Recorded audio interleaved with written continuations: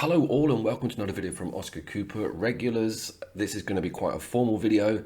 Obviously it's a sequel to a video I did in 2018 that got quite healthy views, but I think the majority of people that begin looking at this video are going to be randoms who need a nice cohesive format. So let's crack on. Now there are some rules to this list.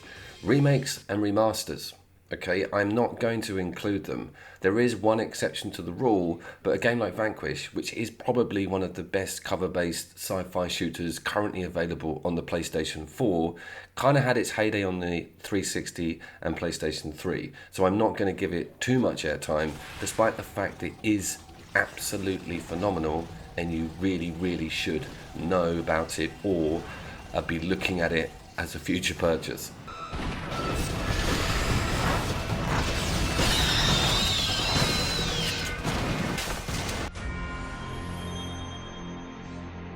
And right on cue, we have the exception, which is the new Final Fantasy remake. Now, why have I included this on my sci-fi list as a remaster/remake? They have changed enough within these mechanics on this game to warrant it to be almost a separate IP. So that's massive because it was a turn-based JRPG and they've made it into a very slick, almost real-time combat equivalent, and it's a very welcome change. And it's a very beautiful universe. This Square Enix go the whole way when it comes to world building with their sci-fi game.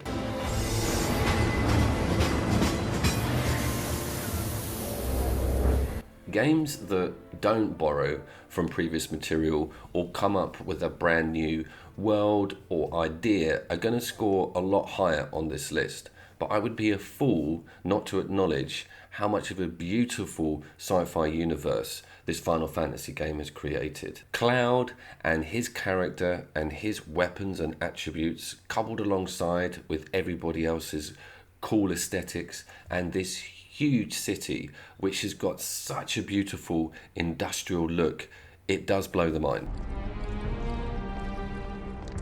It also does this really cool thing where it's not a completely clean future. I really like the idea of conceptual futures being a bit dirty and being a bit retro and not looking like, you know, the stainless steel, polished glass stuff you see in the majority of films in Hollywood. The Final Fantasy universe has got such a great range with its enemy types and the design of them. I think that's one of its strengths is not only is this world beautiful and amazing, but the stuff you fight in it as well is some crazy ass sci-fi material.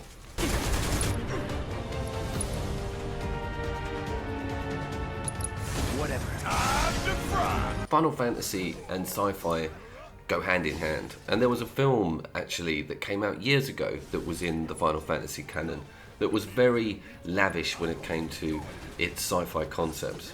I think that this game is kind of a little bit low on this list because of its remake status, its remaster status, but I don't want that to take anything away from how incredible this idea was back when the original came out. I'm talking about this huge city, the almost Akira level of mechanical design on all the interiors, that train sequence. I mean, loads of it was well ahead of his time. Even the size of Cloud's sword was a little bit risque back then. I know that's probably hard to believe, what with the Monster Hunter series out and about.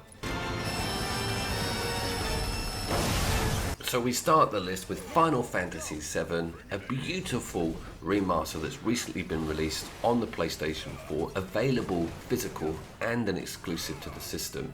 It really is a phenomenal return to form for Square Enix and really great to see this remaster completely intact but with some amazing additions.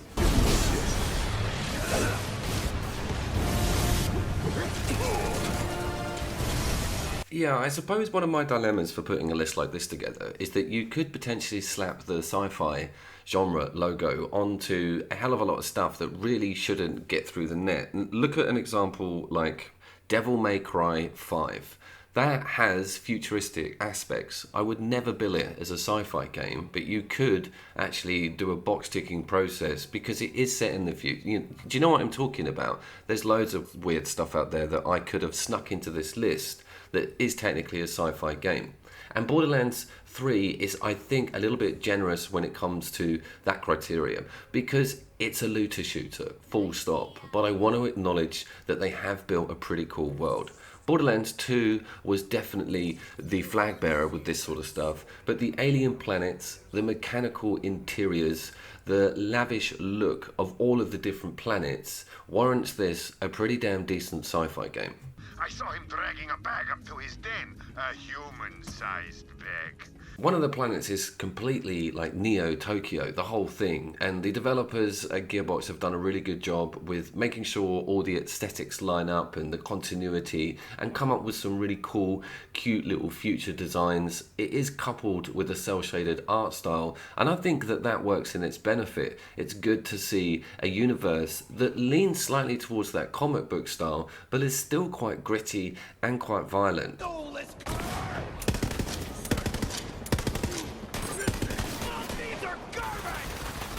I can tell the game wants to be gritty, it wants to appear adult, it wants to make this world as foreboding and dark as possible in areas. In some areas, it's very self-aware and falls back on that brilliantly colourful art style. But Borderlands 3, I think, isn't as strong a sci-fi game as some of the stuff coming up on the list, but if you're a fan of the genre and if you're thinking, I want a really good looter shooter that is solely grounded in an amazingly built sci-fi universe, Borderlands 3 is the way forward. Back to the original statement about it being a looter shooter. Obviously, most of the future cool art and ideas actually appear in the weapons of this game. If you're not familiar with the Borderlands series, it's a looter shooter that literally vomits up thousands of different weapon combinations and types. And looking at some of the designs on these and looking at the cool ideas behind them definitely boosts its sci-fi aspects. So Borderlands 3 from Gearbox, available physical and digital on the PlayStation. Okay, a game that some of you may or may not have got to yet. I think some of my regulars have had a little look. Journey to the Savage Planet is a space exploration game, not too survival focused. It's kind of picking up on what No Man's Sky dropped in regards to, having a decent game model and quest plan and solid exploration when it comes to the world. There's no procedural generation here, but there is a hell of a lot of interesting stuff going on. Now, you're employed and you've landed on a planet and your job is to explore, find and craft and establish. And I love the idea that you are communicating with your head office and your employers, and they're really terrible. They don't give you any information. They're like a budget version of a planetary terraforming group, and it slowly starts to emerge that you haven't really been given the correct stuff and you've kind of gone to the wrong place, and you get these really funny messages from your bosses trying to explain the situation. It's got a lot of personality and a lot of humor. Thing working? Sorry, buddy. Hey, yeah, you. Hi, I apologize for the one-sided nature of this message, but what does it play like? One of the first things that drew me into the game during its development were the visuals. I'm big on colourful new worlds. I love the idea of foliage and creatures, and just the idea that developers have taken time to really grow organically a decent sci-fi world. And this is really testament to how much imagination a software group has. Some people can't do it. Some games just step in every trope available, and this one doesn't. Its colours are good, its bioforms are good. You have a lot of variety going on here.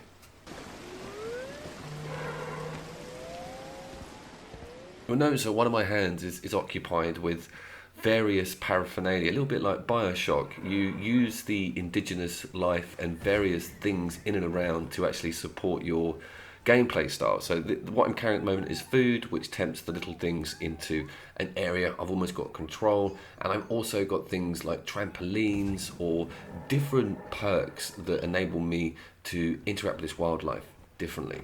It's actually got a lot of structure, which is quite welcome when it comes to a game like this. And you might be thinking, well, this is just a No Man's Sky clone. It's not, because the planets are set biomes. So this is the first one. I think there's about 7. I'm not going to show footage of any of the others because it is spoiler territory. And one of the other things I wanted to point out is The game is very heavy on platforming and actually jumping around. I'm quite surprised at how much of the game model is pointed towards precarious platforms, getting to hard to reach areas. There's a slinger that pushes you higher into the air, except double jumps, so maneuverability is key in this game.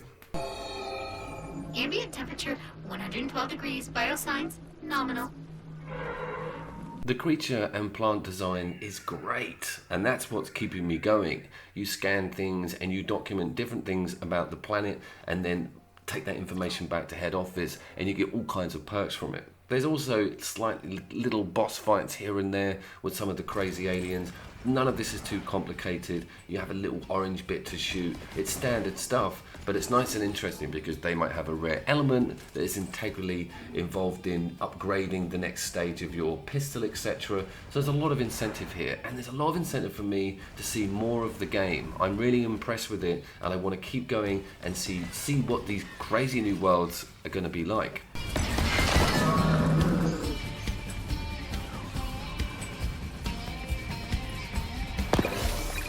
Skill trees and abilities are something that I'm also coming back for. I want to bolt on loads of stuff to my gun, and I want to find out what my jetpack is capable of. I think it's one of the big draws is that it's got a very RPG element to it when it comes to the unlocks. I also want to see what else these planets have to offer in regards to creature type. I'm having so much fun with discovering new creatures, documenting them and interacting with them and finding out, how to get round stuff. So the Savage Planet is not a bad game. It's definitely worth a look.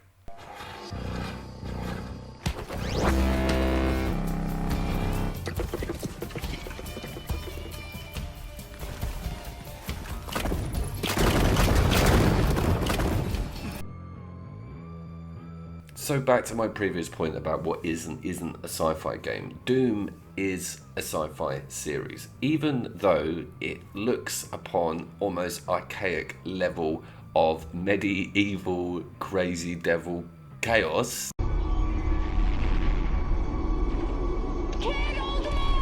Doom Eternal is actually quite spacey. Like you are in a space station, you are in a space suit, but you go back to Earth. And if you're not aware of the series itself, it's all about sort of scientists accidentally creating a portal to hell on Mars originally, I think, which is now in Doom Eternal gone over to Earth and turned Earth into this apocalyptic goddamn nightmare.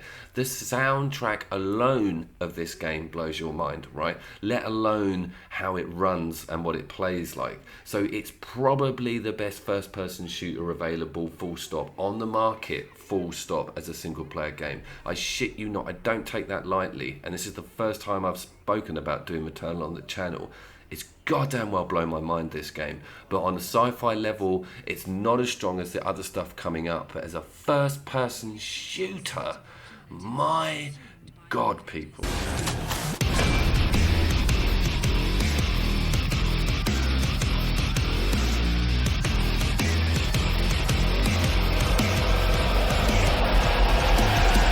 So yeah, there's not a lot of polished glass and shining metal in the Doom Eternal universe. There's nothing but pain, blood, thunderstorms, red lightning, and pentagrams. It's an absolute living nightmare. And look at the size of this thing just roaming the earth. I've also got a bit of footage of the equivalent Doom monster version of these titans that have obviously ruined the planet. It does not hold back on sets. I think id Software are so famous for having such beautifully rendered game maps and sets and furniture. It's one of the most luxurious looking games I own, obviously because it's brand new, but you all know the Doom reputation, especially with the 2016 game, of how goddamn well made this is. Take a moment to look around you. For me, a lot of the sci-fi is found in the enemy types. I love the way they blend this machinery with these demons and all of the rest of the crazy stuff that comes with that. It has an idea of terrifying technology, and the fact that the macabre demons and this hell portal integrate machines into their monsters is such a joy. And of course, the fact that he uses all manner of crazy guns and future technology. I did want to just say that the game has a lot of secrets to it. This is off the beaten track a bit. I went through level 1 for footage to show you guys, and you get all of your later game weapons. And I found loads of secrets. It's got so much replayability. It was a joy to go through level 1 with all the guns and have that double jump and go to all the areas I hadn't. There was that amazing Dune guy Titan. But look at this set. Look at the way these doors open. The music.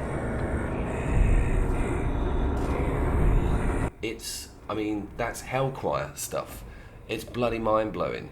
But it isn't the sci-fi universe that I have in mind when I really dream up a game in that genre. But that doesn't mean that it's not an absolute technical marvel. It also has just had a beta photo mode in it. Don't worry, I won't be setting up an Instagram account for this anytime soon, but it's certainly really nice to experiment with it and have a look at the rendering on all of the individual models, especially with the stuff you're fighting. I think that's where it'd go crazy, is on all of the monster types.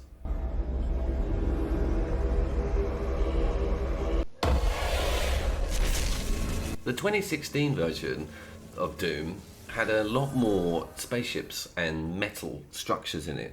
This one has a very wide range of environments. I'm actually impressed. Like, I've gone from gothic sort of churches to these big steel citadels. Every level has a lot of personality, and I don't think that that's something the 2016 game could shout about.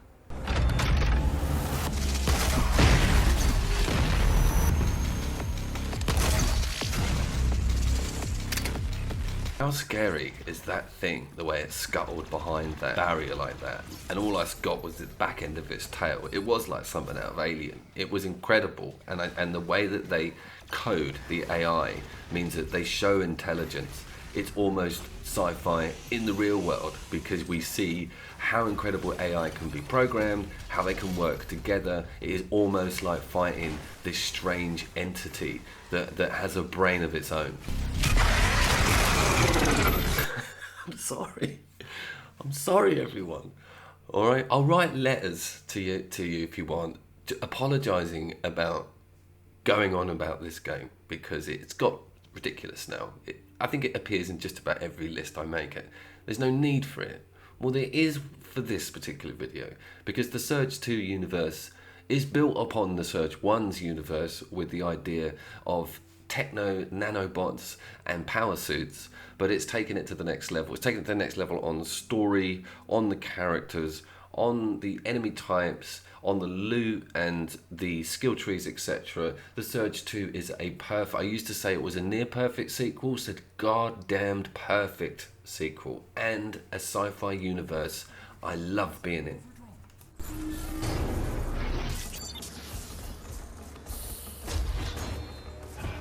The game likes to straddle the idea of how much of us is human. How much do we have to do to ourselves to lose our humanity in regards to enhancements, or just in regards to stuff like AI? What makes an AI suddenly become human? Where's the line? And the Surge loves that idea, to straddle that line. Some of your enemies are humans who are fighting the machine takeover within them. Some of them are machines that have been built by machines, and the whole idea politically of this landscape, of how it's being handled by the security and the government, is extremely interesting, especially with what's going on in the real world at the moment.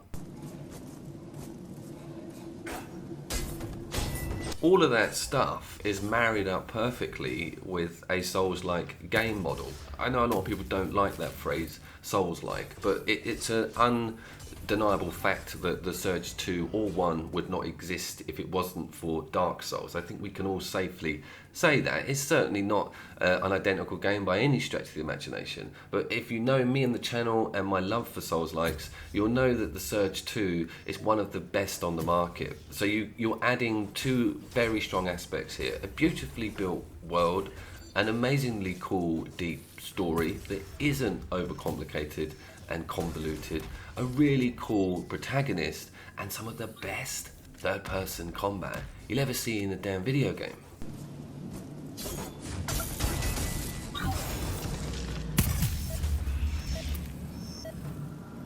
It's also got a very good beginning. And beginnings are very important in sci-fi stories. Some of the best sci-fi stories start with a protagonist who is on their own in a world that they know nothing about, just like the viewer. And then that gives you a really cool incentive to get behind them because you're finding out things at the same speed they are. And it does that perfectly with The Surge 2 in regards to introducing you to the world, how all of these power-ups work, what you're capable of initially, and what your goal is in regards to slaughtering the limbs of all of the enemies.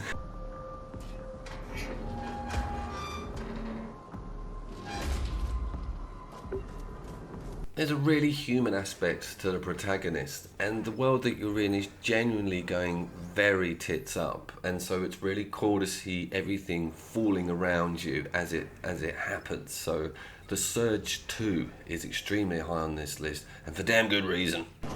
Coming right at us. Are you basic maneuvers? Taking basic maneuvers! Shit!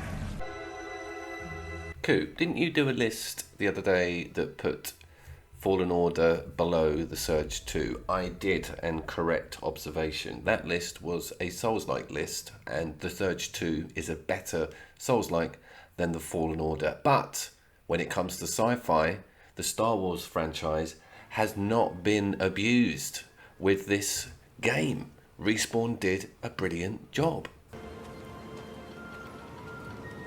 I think building a world around the Star Wars franchise has so much material that it must be really daunting for someone to be building a game from the ground up like this. But they succeeded incredibly well in keeping the locations fresh, but also having that beautifully familiar soundtrack, noises, and enemies, etc. And of course, they've thrown in a few new weird ones for good measure. For someone like me who's really not enjoyed much from the Star Wars franchise since 1978, I found this an absolute joy to play through, and I also loved the idea of how faithful it was to its source material, but how many nods it took from modern gaming. Obviously, the Dark Souls references are there. The skill tree is really intuitive, the moves are awesome, the lightsaber sounds amazing. It is a AAA, brilliant sci-fi blockbuster game, this.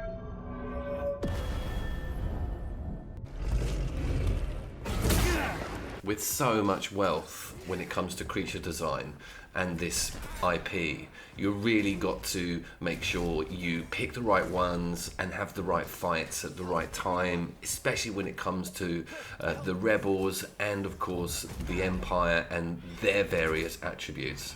And they did brilliantly. I really love the creatures and the boss fights. That is one of the major draws, is looking at how cool the worlds are and the indigenous life. It's almost as awesome as killing a stormtrooper. We're at number 2. Technically, we're at number 3 because the reveal has an honorable mention that's a bit embarrassing. You'll see all about it in a second. Let's talk about The Outer Worlds and what a success that was. What a welcomed game that was. Fallout 76 broke us in two, literally, through either piece out of different windows, and then this came along and said, things don't have to be shit.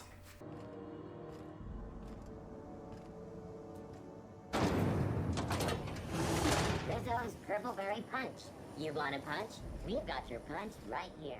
It's like a fairy tale come true for the sci-fi video gaming fan. The story of this game's development, the way that it came about, and how successful it's been since its launch. It really does warm my heart to know that if you put a lot of time and effort into making a game that works, that is complete, that looks good and has good writing and story, and use a tried and tested model like the Fallout series has, you can come up with something as beautifully amazing as The Outer Worlds.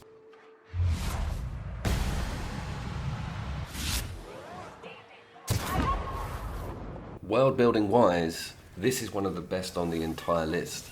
It has separate planets that have their own look and biosystems and enemy types and indigenous life. It has a bunch of races that all behave differently. It has a potential storyline that sees you falling in and out with all of them.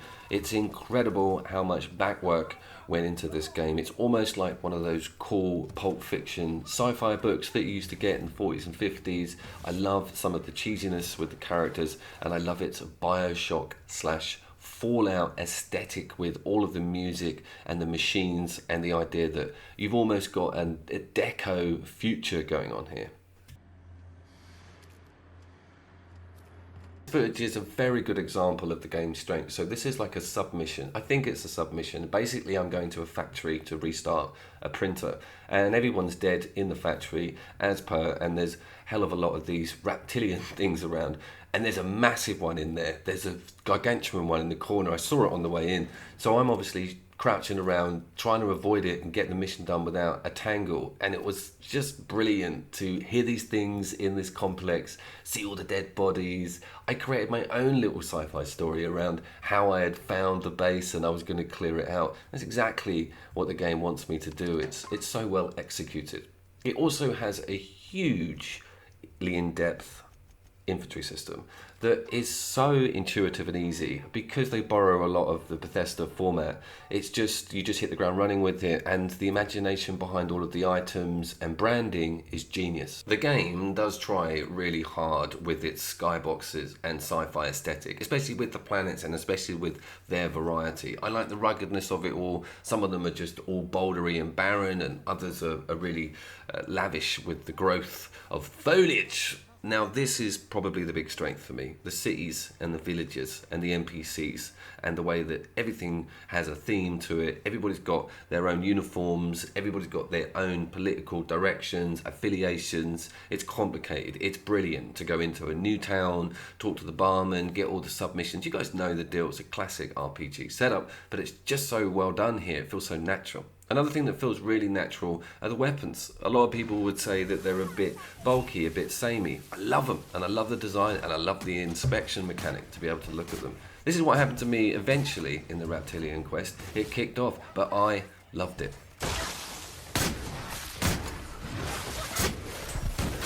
So The Outer Worlds is one of the best sci-fi games available on the PlayStation 4. An absolute joy from those developers to finally get that itch scratched for us all with a decent Fallout sci-fi clone.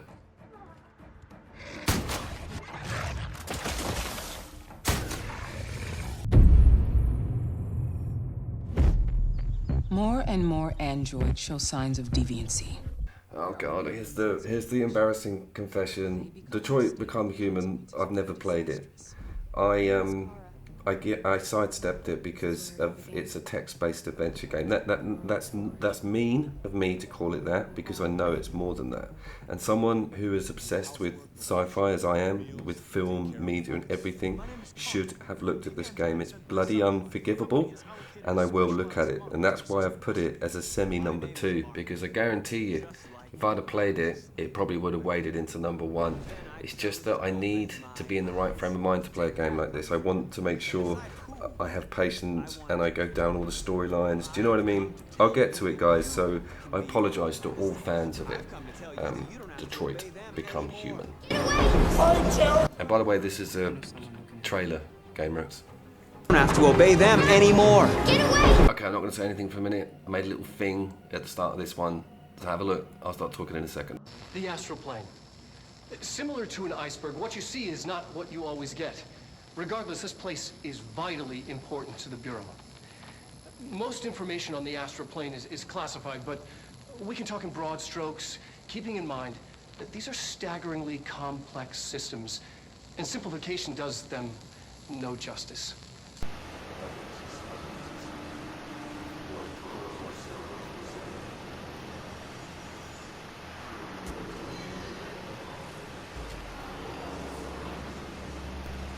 Of course, a prime example of an OOP, a very powerful one.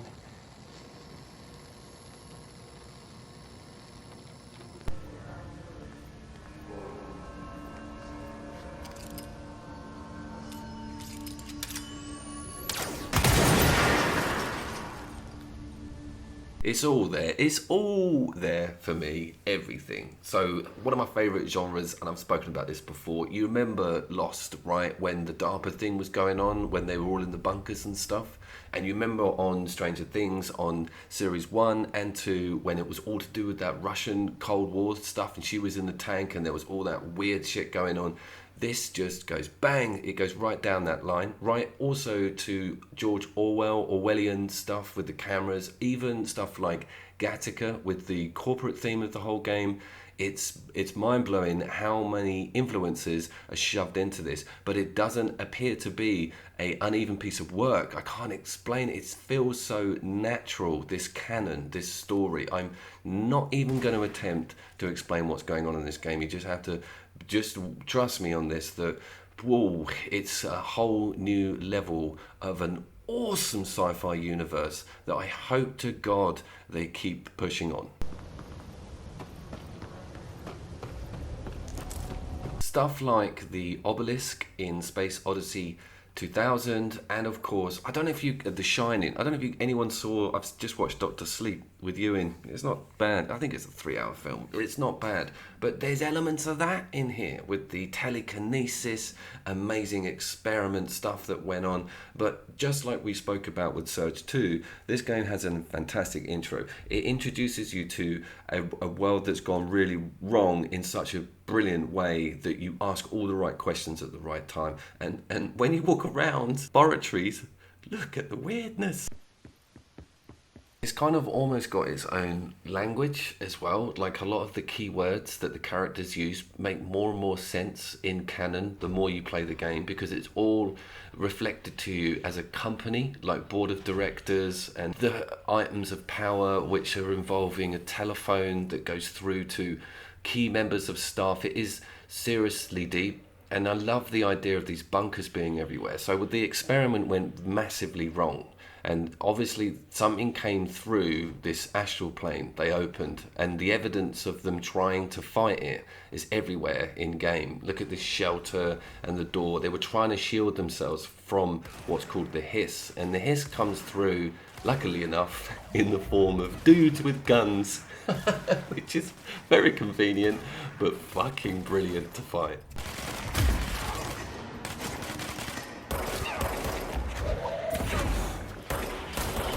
So mystery is a massive aspect of this game, and there's a massive shroud of mystery around you as a protagonist within the story itself.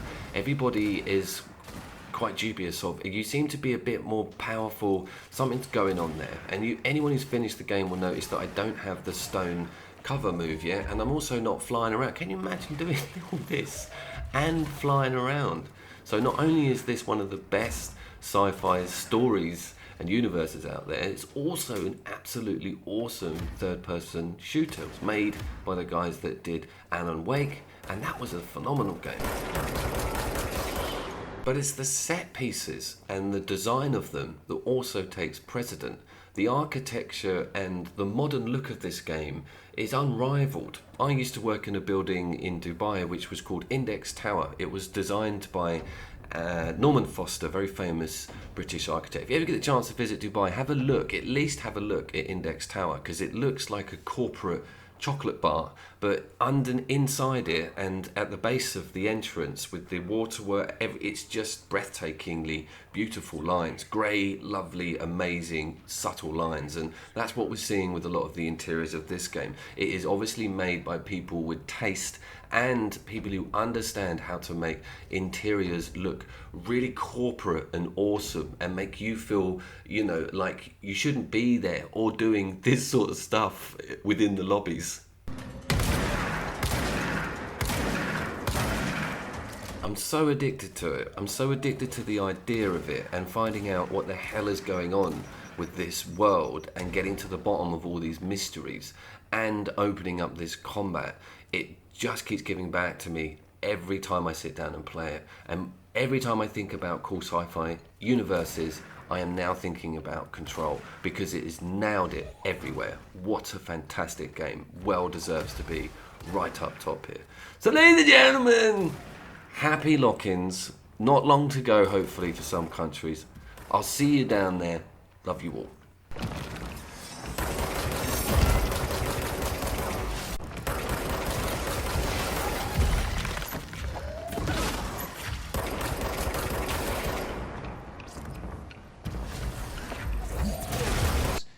and simplification does them no justice.